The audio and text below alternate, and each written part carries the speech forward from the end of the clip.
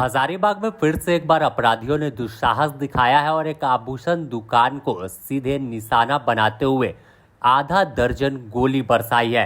इसका live video हम आपको दिखा रहे कि कैसे, देखिए, बाइक सवार दो युवक आते हैं, गाड़ी रुकती है और उसके बाद ताबड़तोड़ फिर गोली चलती है। गनीमत रही कि गोली किसी व्यक्ति को नहीं लगी। वहां मौजूद जो तमाम लोग थे उस वक्त दहशत में आ गए जब गोलियों की तड़तड़ाहट गूंजने लगी। तमाम लोग जो दुकान के अंदर मौजूद थे वह नीचे झुक गए, जिससे गोली किसी को नहीं लगी। इसके बाद वहां से आराम से अपराधी निकल जाते हैं। यह घटना के बाद इलाके में दहशत का माहौल बना हुआ है। बता दें कि हजारीबाग के भीड़ भाड़ वाले इलाके में इस घटना को अंजाम दिया गया है और जिस जगह पर घटना घटी है वहां से सदर थाने की दूरी महज 500 से 600 मीटर की दूरी है और जबकि स्थानीय सांसद मनीष जायसवाल का घर 200 मीटर भी दूर नहीं है।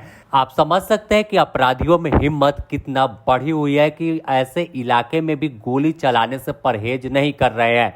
इस घटना के बाद जहां स्थानीय लोगों में दहशत का माहौल है और तमाम लोग पुलिस की कार्यशैली पर भी सवाल उठा रहे हैं। यहाँ श्री ज्वेलर्स में अपराधी रोड पर खड़ा होकर दुकान के बाहर से गोली फायरिंग किया है। 7 गोली सुनने में आया है कि फायरिंग हुआ है और ये फायरिंग हम लोग को दहशत में लाने के ख्याल से किया गया है और हो सकता है कि आगे किसी की जान भी जाए, दुकान में घुसकर लूटपाट भी करे और हम लोग काफी भयभीत हैं। सरकार से ये डिमांड करेंगे, मांग करेंगे कि हम लोग का सुरक्षा प्रदान करें और सबसे बड़ी बात है कि हम लोग को आर्म्स हथियार रखने का परमिशन दे और उसके लिए लाइसेंस का भी क्या लगता है लूट के ख्याल से आए थे अपराधी? क्या बोले? लूट के ख्याल से अपराधी आए थे क्या? लूट के ख्याल से तो नहीं आए थे, क्योंकि अगर लूट के ख्याल से आते तो दुकान के अंदर घुसकर फायरिंग करते हैं, लेकिन रोड पर खड़ा होकर दुकान के बाहर से फायरिंग किए हैं और ये अभी हम लोग को डराया गया है। चलता हुआ मोटरसाइकिल से रुककर 5-7 सेकंड कितने की संख्या में होंगे? 2 की संख्या में थे। एक बाइक था, एक चला रहा था और एक फायरिंग कर रहा था। जो फायरिंग कर रहा था लाल रंग का गमछा ओढ़े हुए था, लेकिन कुछ चेहरा उसका दिखता है।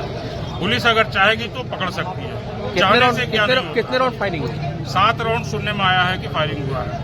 आपका परिचय दीजिए। हमारा परिचय है, हमारा नाम विक्रम प्रसाद है, हम स्वर्णकार व्यवसायी संघ के अध्यक्ष हैं। चलिए, श्री ज्वेलर्स के सामने यहाँ 2 लड़के एक बाइक पे आए थे और इन्होंने शीशा के दुकान की तरफ के सामने 7 राउंड फायर किया।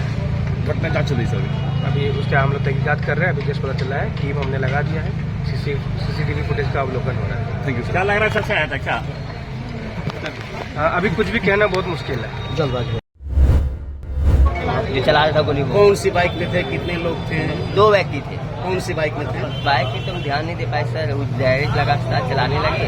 अब किधर से आए, किधर गए? उस साइड से आए थे, पचमंदी साइड से आए थे, उस मंदिर तक चले गए। क्या लगता है जब गोली चले गए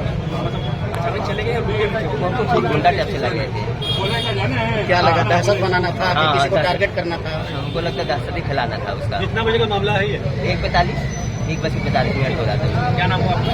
मेरा नाम विकास कुमार। आप गार्ड है यही रहते? हाँ, ये सर। जिस वक्त गोली चल रहा था उस वक्त आप? हम यही पता। तो तुमको भी लगा क्या? नहीं नहीं, किसी को गोली लगा क्या? नहीं, किसी को गोली नहीं लगा, बस शीशा अच्छा था जो सबसे बच गया। काउंटर के पास ही गोली चला। अच्छा, ये कितना देर का सारा घटना होगा, कितने सेकंड में हो गया होगा पूरा वारदात?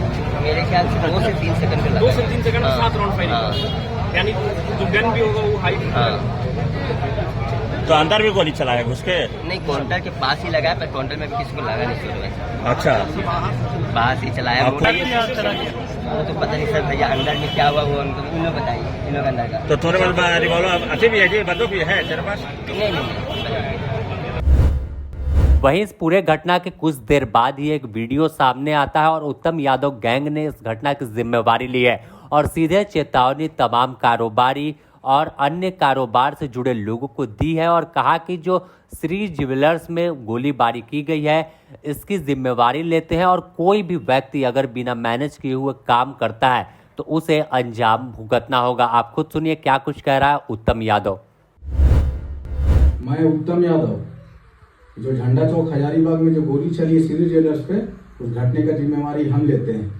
और हजारीबाग जिला के जितना भी व्यवसायी हो, चाहे कोयला से जुड़े हो या बालू से जुड़े हो, चाहे जिससे भी जुड़े हो, या अन्य व्यवसायी हो या किसी तरह से कोई भी व्यवसायी हो, अगर मेरे से बिना मैनेज किए हुए अगर मैं काम किया तो गोली खाने के लिए तैयार रहे। और जिसका भी कॉल मेरा चला गया, किसी का कॉल इग्नोर किया तो गोली खाने के लिए तैयार रहेगा।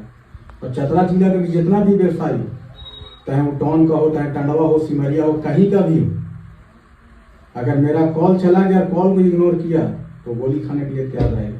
चाहे कोई भी व्यवसायी हो, कोयला हो, जमीन हो या और सभी व्यवसायी हो, गोली खाने के लिए रेडी रहेगा अगर बिना मेरे से मैनेज किए हुए काम किया तो।